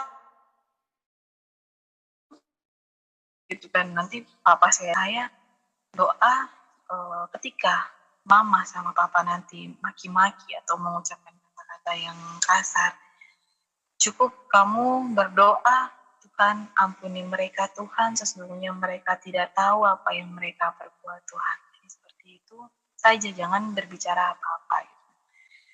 Jadi di situ saya tidak mau menyangkal Tuhan, saya takut menyangkal Tuhan. Kira saya berdoa, Tuhan pimpin saya dalam berkata-kata, Roh Kudus tolong jamah hati saya. Lalu itu ada satu kejadian, tangan telapak tangan saya itu sakit, badan saya seluruhnya sakit, kaki saya sakit. Tadinya saya nggak kenapa-napa, semua sakit badan saya. Itu saya langsung kayak minta ampun sama Tuhan kan, kayak Tuhan ini kenapa, Tuhan tolong, Tuhan jangan seperti ini, Tuhan sakit, saya bilang. Lalu ketika papa pulang, kan terdengar suara motor, dan saya tahu memang jam selesai ibadah, itu sekitar jam 9 ya.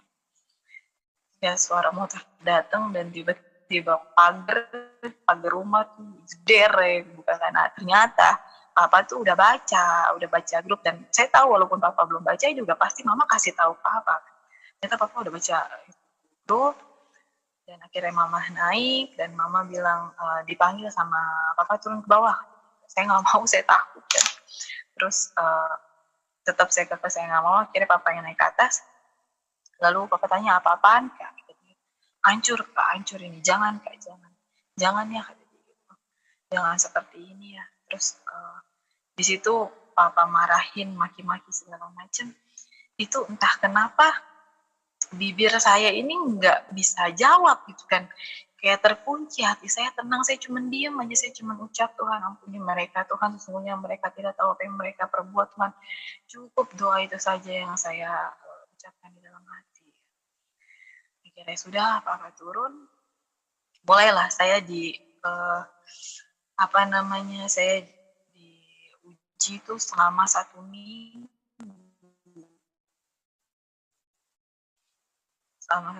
minggu. Lalu saya ceritakan sama Kak Egi. Saya sudah ketahuan nih, saya harus berbuat apa.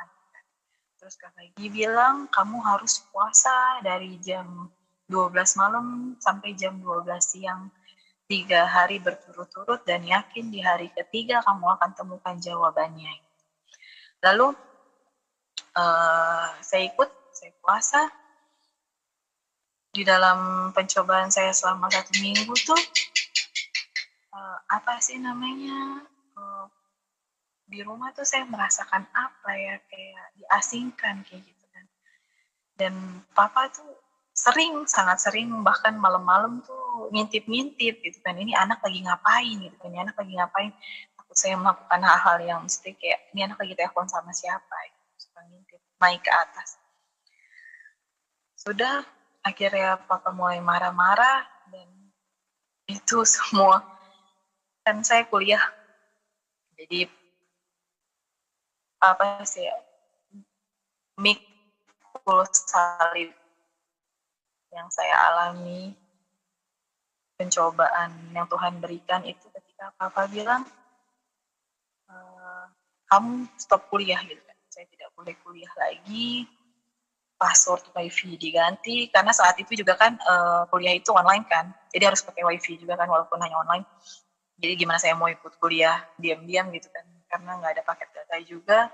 Semua printer, semua meja, semua laptop, semua dikeluarin semua sama papa. Sudah, nggak apa-apa Tuhan, saya nggak kuliah lagi, nggak apa-apa Tuhan, asal saya tetap bersama iman-Mu Tuhan. Akhirnya di hari keberapa ya, kedua kalau nggak salah, itu engkong saya datang nih.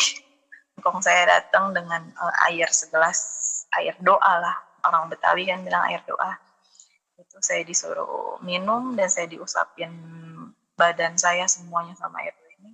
Engkong datang bilang, tanya ke saya, katanya apa-apaan, katanya, gue denger lu Kristen lu, kata dia gitu. Jawab engkong, kata dia gitu kan, bener lu Kristen. Dia bilang apaan sih,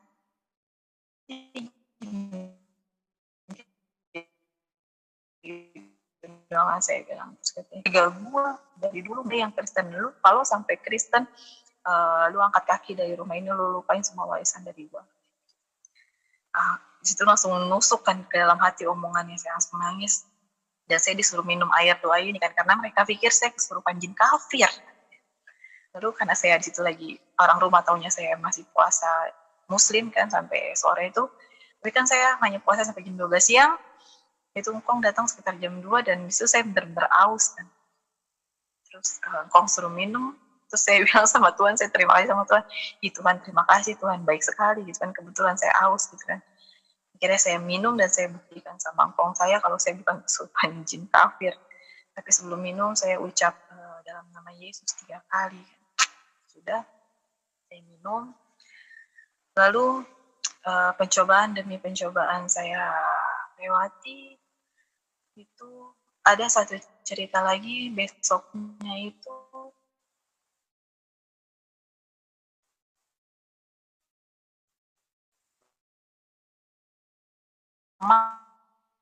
Saya punya berpikir kesempatan, kabur nih kan, bisa kabur nih karena saya udah nggak kuat gitu kan. Saya dalam hati dicari kesalahan, dimarah-marahin gitu kan, dibeda-bedakan. Ini apa sih namanya, harus apakah cerita saya ini seperti Rasul Paulus yang ada di penjara, kan pintu penjara terbuka gitu lalu keluar gitu kan. Ini kesempatan baik nih untuk kabur. Tetapi saat itu saya minta pendapat sama Kak Gi dan Kak Gi bilang, Mbak, Roh Kudus itu tertib katanya. Jangan seperti ini, kamu harus buktikan kepada keluarga ketika kamu sudah terima Tuhan Yesus, itu kamu harus menjadi pribadi yang lebih baik lagi. Gitu kan. Kamu harus menanggalkan kebiasaan lama dan berubah menjadi pribadi yang lebih bagus lagi. Gitu. Karena sebetulnya saya ini termasuk orang yang keras kepala gitu. Ketika saya bilang ya gitu. Dan ketika saya tidak salah, saya langsung membuat saya gitu. Tapi kamu harus menahan itu semua, kamu harus mengikuti apa yang Tuhan ajarkan. Tuhan itu penuh kasih, mengajarkan kita kasih, dan terlebih kepada orang tua. Kamu harus membuktikan iman Kristen itu sebenarnya sesungguhnya tuh yang seperti apa, bukan dengan cara kabur seperti itu. Karena kalau kamu kabur, kamu justru akan membuat stigma pemikiran orang tua itu buruk terhadap Kristen. Tapi ada satu sisi di mana saya tahu apa yang nantinya akan saya alami, itu saya takut satu hal itu adalah kehilangan anak saya gitu kan. Karena hanya dengan cara kabur lah saya bisa terus bersama-sama dengan anak. Karena di Alkitab disebutkan ketika kamu mengikuti Tuhan, kamu harus meninggalkan orang tua, saudara laki-laki, saudara perempuan, anak laki-laki dan anak perempuan. Karena dari awal saya berdoa sama Tuhan, kalau sudah waktunya tiba, saya cuma minta satu, Tuhan, jangan pisahkan saya dari anak saya. Juga saya belajar, sesungguhnya jadilah kehendak-Mu Tuhan, bukan kehendakku. Saya mengikhlaskan semuanya, saya menyerahkan seluruhnya sama Tuhan, akhirnya saya tidak jadi kabur. Itu saya pasrah sama Tuhan. Pulanglah besoknya orang tua saya tuh. Lalu mulai makin berat lagi pencobaan. Itu buka puasa kan biasanya kan di lantai 2 kan. Ini semua di lantai 1. Di atas cuman ada, saudara-saudara itu cuman ada sarimi 1 sama telur 2 butir. Terus saya cuma makan itu, dan anak saya kan orang muslim tuh masak itu ketika mau sahur dan mau buka.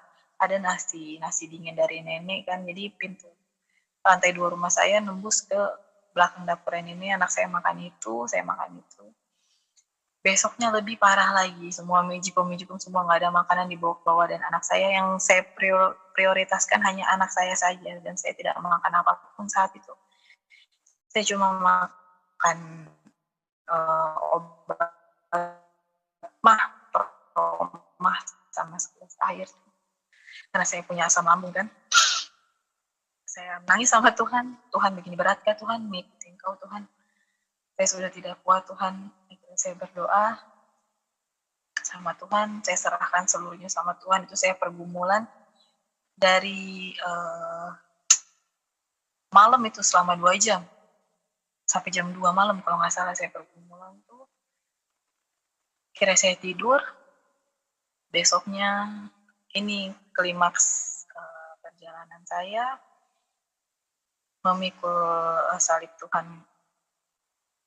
Jadi ceritanya tuh anak saya mau dibawa sama papa itu untuk sholat berjamaah di dalam masjid. Karena anak saya umur 4 tahun, itu belum pernah sholat di dalam masjid karena pandemi COVID kan, anak kecil tidak boleh ke masjid.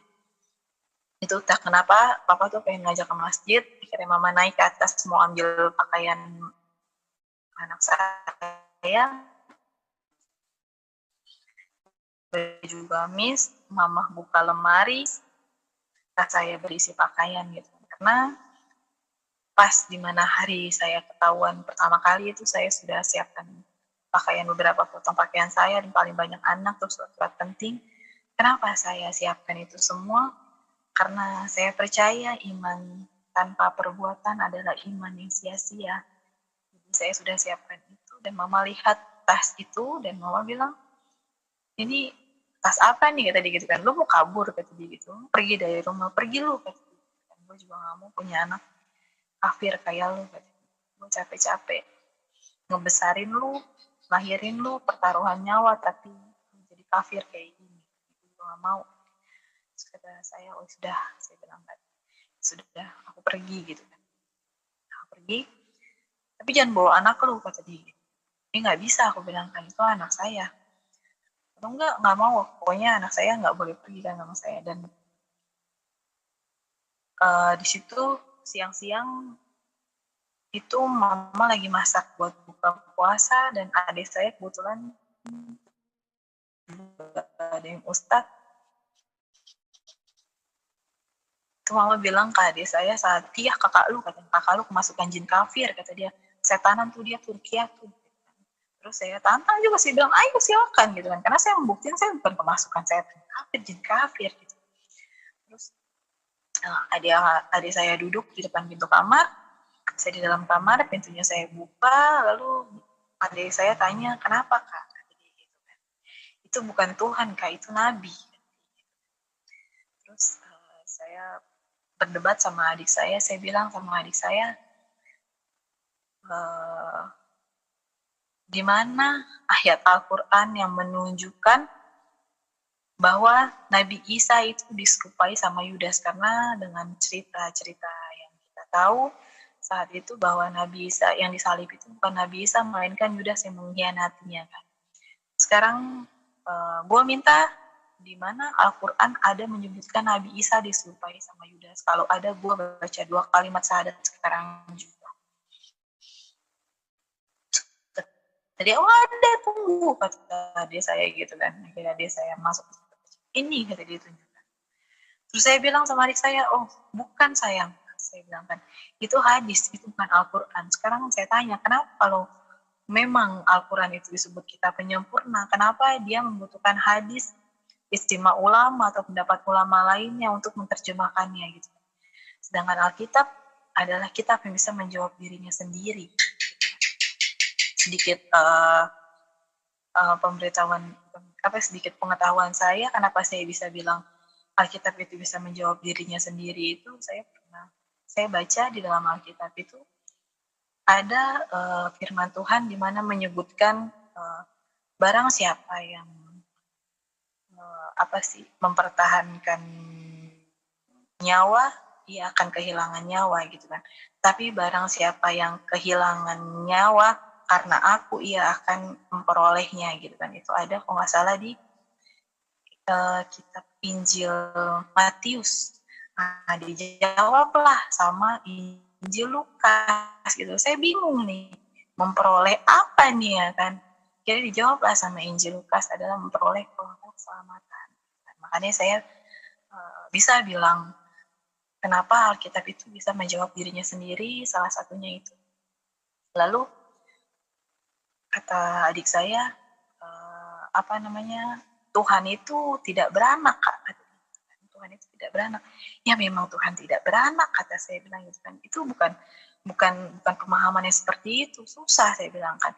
Dulu ketika saya belum memimpikan Tuhan, saya bilang ketika gue belum mimpi Tuhan itu, ketika Roh Kudus belum ada di hati gue nggak tahu, gue nggak ngerti apa arti kata Tritunggal. Tapi ketika Roh Kudus sudah ada di hati dan saat itu gue cari apa arti kata Tritunggal dan gue mengerti itu adalah Bapa, Anak, dan Roh Kudus. Bapa itu Allah itu sendiri, Anak itu Tuhan Yesus yang hidup sebagai firman atau firman Tuhan yang hidup, dan Roh Kudus itu roh kebenaran gitu. Itu gue langsung mengerti tuh, bisa saya jelaskan sama adik saya. Lalu adik saya bilang, apa sih tentang ihdina siratal mustaqim gitu kan, tunjukilah kami jalan yang lurus. Saya bilang jalan yang lurus itu adalah Tuhan Yesus, saya bilang kan. Kebenaran dan hidup, tidak ada seorang pun yang sampai kepada Bapa tanpa melalui aku. Nah, sesungguhnya jalan dan kebenaran dan hidup adalah Tuhan Yesus itu sendiri lah. Lalu saya balik tanya nih sama sebelumnya, karena saya bilang saya bermimpi, saya lupa karena bilang saya bermimpi tentang Tuhan. Adik saya bilang, oh lu mimpi Tuhan Yesus, kata dia. Mimpi Tuhan, kata dia. Panggil Tuhan lu sekarang, kata dia. Terus saya bilang, amin sayang. Nanti Tuhan akan jamah lu, jamah Bapak, jamah Mama, semua. Tuhan akan sentuh hati semua. Tuhan akan datang. Terus saya balik tanya nih di akhir perdebatan. Saya balik tanya sama adik saya, kenapa di Al-Quran itu disebutkan Nabi Isa diwafatkan lalu dibangkitkan gitu kan. Secara tidak langsung Al-Quran pun menyetujui atau mengiyakan bahwa Nabi Isa atau Tuhan Yesus itu sendiri mati dan lalu bangkit.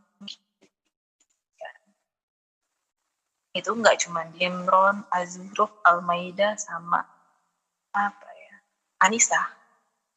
Jadi adik saya nggak bisa jawab saat itu, lalu adik saya telepon telepon papa saya, dan saya langsung pulang. Terjadilah perdebatan antara saya dan papa, dan kebetulan anak saya tarik masuk ke dalam kamar, ditarik lagi anak saya sama papa kan, saya tarik lagi anak saya takut sama anak saya. Lalu papa saya tanya, kenapa Kak? Balik lagi sama perdebatan hal-hal yang seperti itu. Kata bapak, jangan Kak, gitu. Sudah ya Kak, kata dia, kamu baca 2 kalimat syahadat lagi. Pokoknya perdebatan yang sama.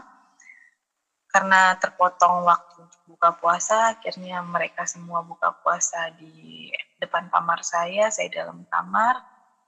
Saya suruh anak saya ke depan untuk makan gitu kan, minum. Saya bilang, Mija ke depan gitu kan, Mija minum sana, Mija makan gitu.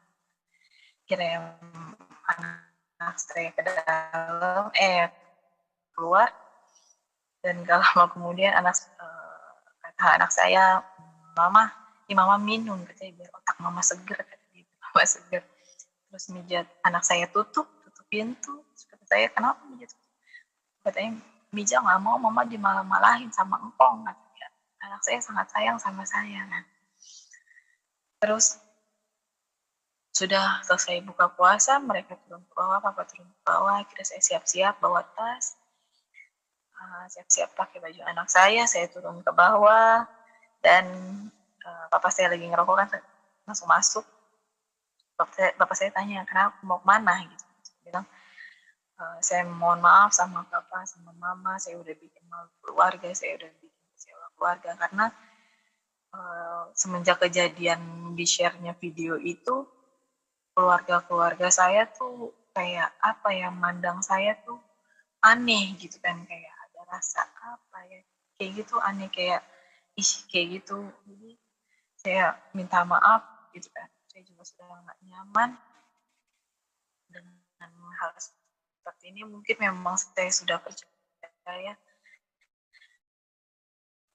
sudah waktunya Tuhan juga. Adik saya itu, saya menelpon Rain saat itu kan, tapi posisinya saya taruh diamin aja HP gitu, karena saya percaya saat itu bukan Iklima lagi nih yang jawab, melainkan sudah ada roh Tuhan di dalam hati, di dalam mulut dan bibir saya. Jadi saya pengen ada saksi yang bisa menyaksikan apa yang saya ucapkan saat itu. Sudah, lanjut lagi, Papa bilang apa namanya, itu bukan Tuhan gitu kan, itu nabi segala macam. Lalu saya tetap kekeh sama pendirian saya.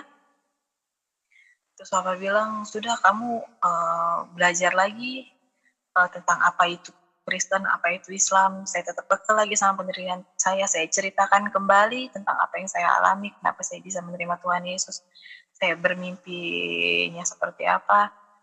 Lalu Papa bilang, panggil Tuhan lu sekarang. Kalau Tuhan lu datang, gue kasih lu 10 juta. Ada dia sekarang juga.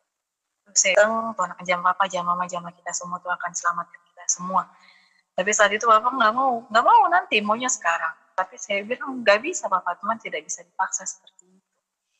Nanti Tuhan yang akan datang sendiri. Terus habis itu, Papa tetap paksa saya belajar selama 3 bulan dulu tentang apa itu Kristen, apa itu Islam, apa itu Alkitab, apa itu Al-Quran. Tapi saya kekeh sama pendirian saya bilang, Papa tidak, saya Kristen sampai mati. Lalu saya digampar sama Papa, sudah, pergi kamu dari rumah ini. Ya sudah, saya pergi. Saya langsung ajak anak saya, gitu. Saya nggak mau nangis lagi karena hati saya sudah kuat. Saya ajak anak saya bilang, ayo Mak. Terus kata Papa, jangan ajak anak gitu kan, mau kemana, jangan ajak Mija. Lu bayar dulu gitu. Apa sih, kan saya persalinan sesar saat itu kan, proses katanya lu boleh bawa anak. Tapi saya yakin itu hanya perkataan dan kekhawatiran seorang orang tua atau seorang kakek, karena saat itu saya tidak punya uang sepeser pun di dalam dompet. Saya cuma yakin ini sudah jalan Tuhan, saya harus keluar dari rumah ini dan saya harus mengikuti apa yang sudah Tuhan rencanakan. Jadi sebelumnya ketika saya akan kehilangan dan berpisah dari orang tua, terlebih lagi anak kan, itu saya ngalamin hal. Jadi ada cerita anak saya tuh kelilipan matanya, itu namanya anak kecil kan saudara-saudara, itu pasti kalau kelilipan tuh rewel dia. Itu udah saya tiup, udah saya usap, udah saya tembeng matanya, itu tetap tidak mau berhenti nangis. Lalu saya tarik anak saya ke dalam kamar mandi, saya buka keran, sebelum saya usapkan air ke muka anak saya ucapkan dalam nama Yesus 3 kali, dalam nama Yesus 3 kali saya usapkan, langsung seketika anak saya sembuh. Jadi pelajaran dari kejadian itu, di mana saat-saat saya akan berpisah dan saya akan kehilangan sementara orang tua dan anak saya, Tuhan ajarkan saya dengan hanya menyebut namanya saja, Tuhan akan jaga mereka. Jadi hal itu yang membuat saya yakin, dan sebelumnya juga di Alkitab juga menyebutkan, kamu harus meninggalkan orang tua, anak, saudara laki-laki, saudara perempuan. Dan saya percaya sama Alkitab, sama firman Tuhan, bahwa itu yang harus saya jalani, itu yang harus saya pikul, dan itu yang harus saya lewati. Jadi anak saya dibohong-bohongin, dibujuk untuk beli es krim kan sama adik saya yang Ustadz nih. Sementara saya keluarin pakaian anak saya di bangku, anak saya nyamperin saya, jam mau beli es krim. Iya, saya bisikan ke anak saya nggak mau nangis. Akhirnya saya berangkat, anak saya berangkat, lalu saya pamit sama orang tua saya secara baik-baik. Saya bilang, Papa, saya pamit, saya mohon maaf dengan keyakinan dan iman saya. Saya bikin kecewa Papa sama Mama, saya bikin sedih Papa sama, pokoknya itu yang saya ucapkan. Saya cium tangan mereka, saya bilang doakan saya. Papa bilang tidak bisa, karena iman kita sudah berbeda. Tapi saya bilang saat itu di dalam iman Kristen, walaupun kita berbeda iman, tetapi kita bisa saling mendoakan. Akhirnya dengan keyakinan dan keteguhan hati saya kepada Tuhan Yesus, saya langkahkan kaki keluar dari rumah, meninggalkan anak. Sudah, akhirnya saya jalan, meninggalkan keluarga saya. Saya jalan di tengah perjalanan, saya bingung saya mau kemana kan. Saya udah di luar rumah, akhirnya hubungin saudaranya dia yang ada di Jakarta. Dan ada satu cerita sebelumnya yang namanya adalah sisi di mana kita antisipasi dengan hal yang akan kita lalui ini.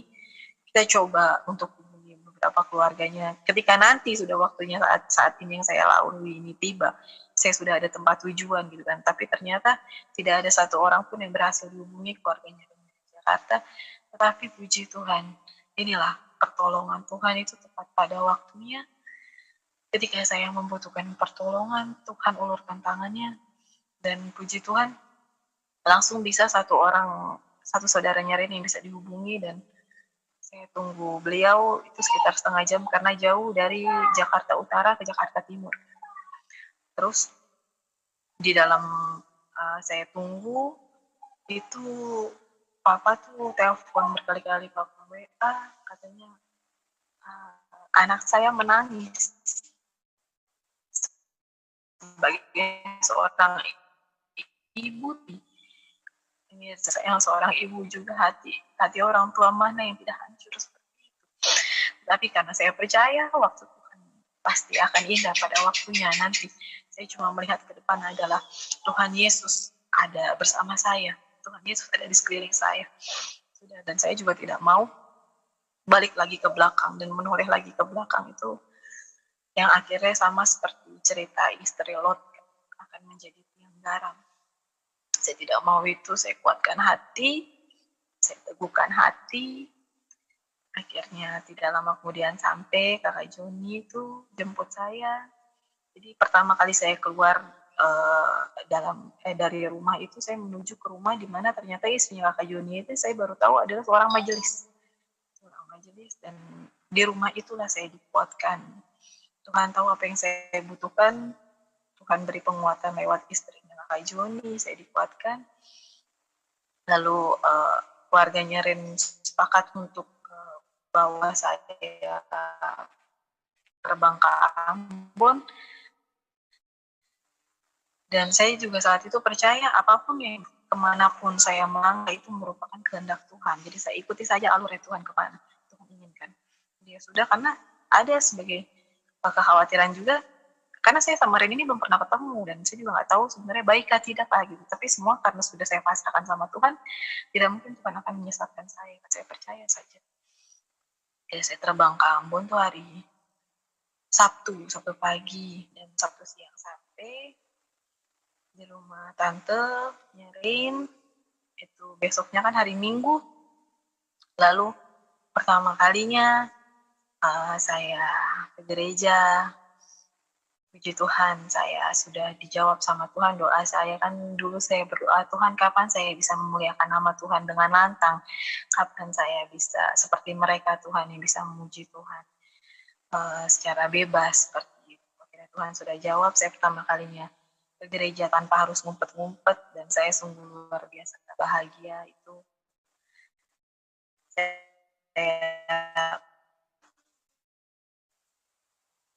bisa saya bersyukur sama Tuhan dengan apapun yang sudah saya lalui.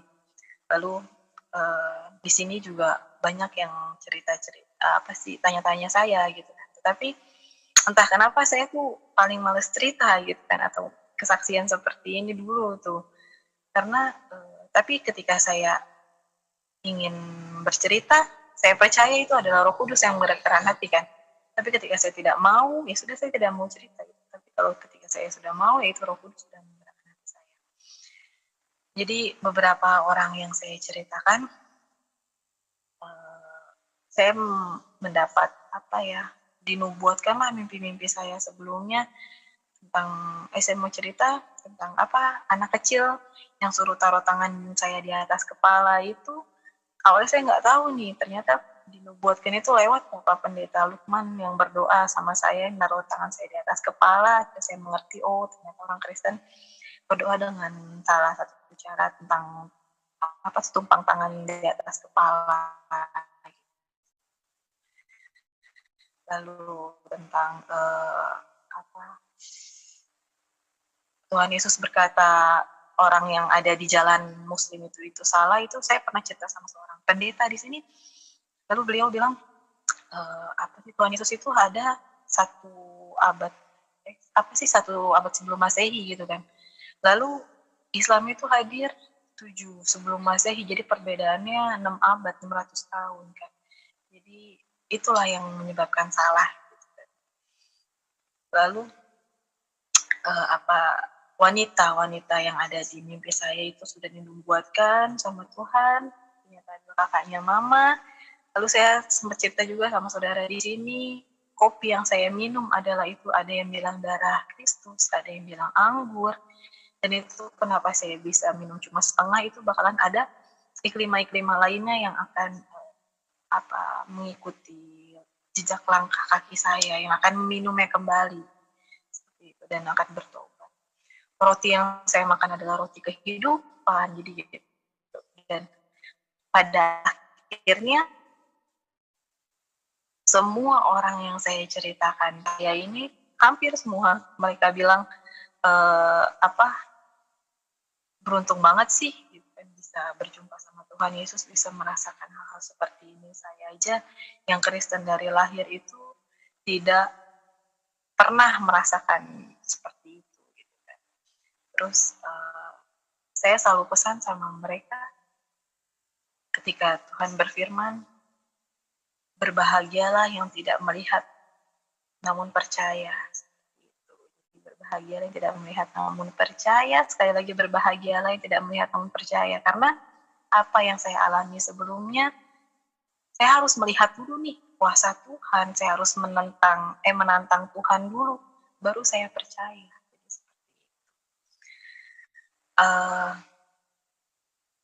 Jadi seperti itu. Dari pertama kali baptis sampai hari ini saya memberikan kesaksian di channelnya Kakak Frankie.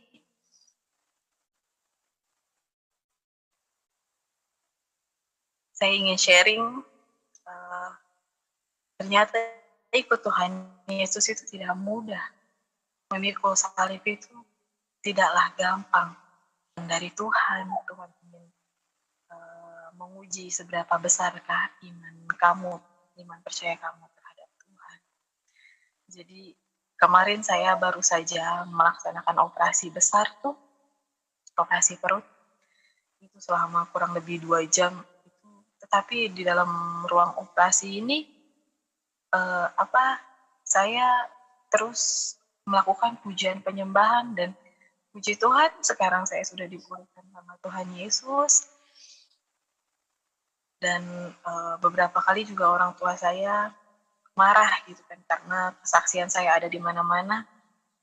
Ada juga keluarga besar sudah menyaksikan kesaksian saya di YouTube, dan beliau menyumpahi saya, membenci saya, mengutuk saya gitu kan. Tetapi saya sudah buktikan bahwa saya bisa,